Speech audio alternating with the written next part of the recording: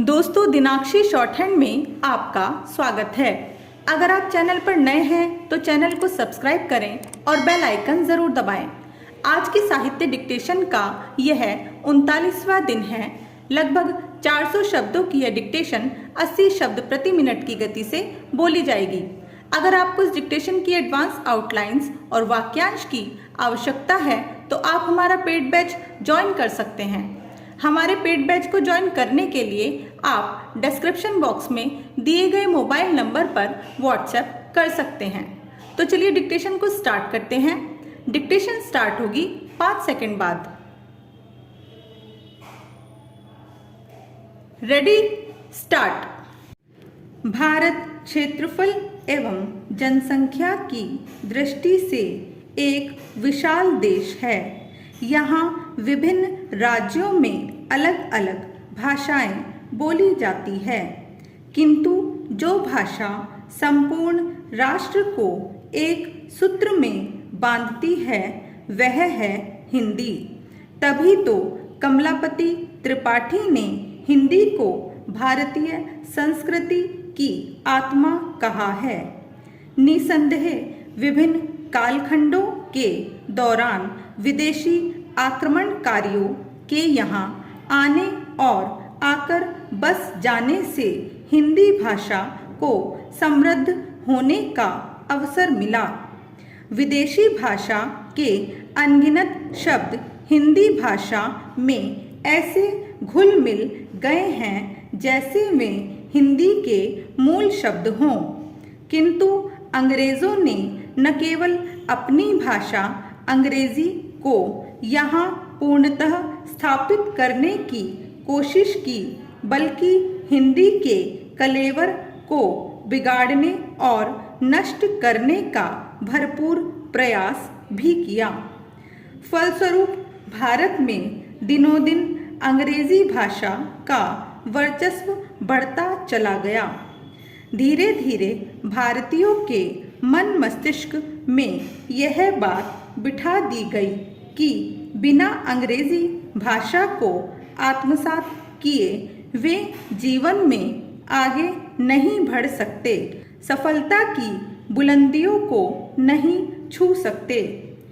इस प्रकार हिंदी को अपने ही देश में अपने अस्तित्व की रक्षा करने के लिए संघर्ष करना पड़ा।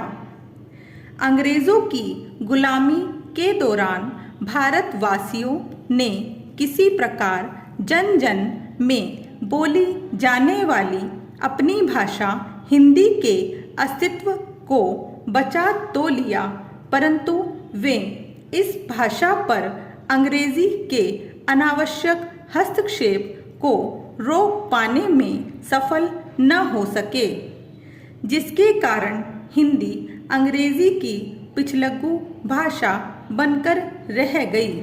स्वतंत्रता प्राप्ति के पश्चात हिंदी को राजभाषा का सम्मानजनक दर्जा तो मिल गया, परंतु यह तब भी राजकाज की भाषा न बन सकी।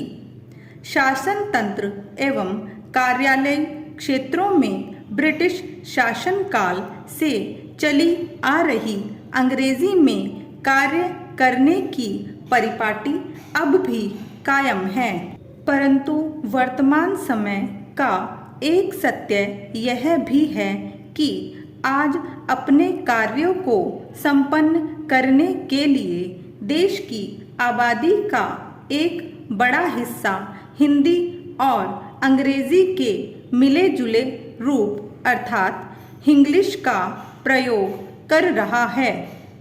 हिंदी भाषा बोलते समय अंग्रेजी के शब्दों एवं वाक्यों के बहुतायत में प्रयोग करने की स्थिति में सामान्य बोलचाल की ऐसी भाषा को हिंग्लिश नाम दिया गया है। प्रयोग की दृष्टि से भाषा के सामान्यतः दो रूप होते हैं, साहित्य सृजन की भाषा एवं सामान्य बोलचाल की भाषा। साहित्य सृजन की भाषा में व्याकरण के नियमों का पूरा पूरा ध्यान रखा जाता है, किंतु सामान्य बोलचाल की भाषा व्याकरण के नियमों से परे होती है। सामान्य बोलचाल की भाषा में समाज एवं क्षेत्र का प्रभाव स्पष्ट नजर आता है। किसी भी भाषा में दूसरी भाषा के शब्दों का प्रयोग इसका एक अच्छा उदाहरण है। स्टॉप।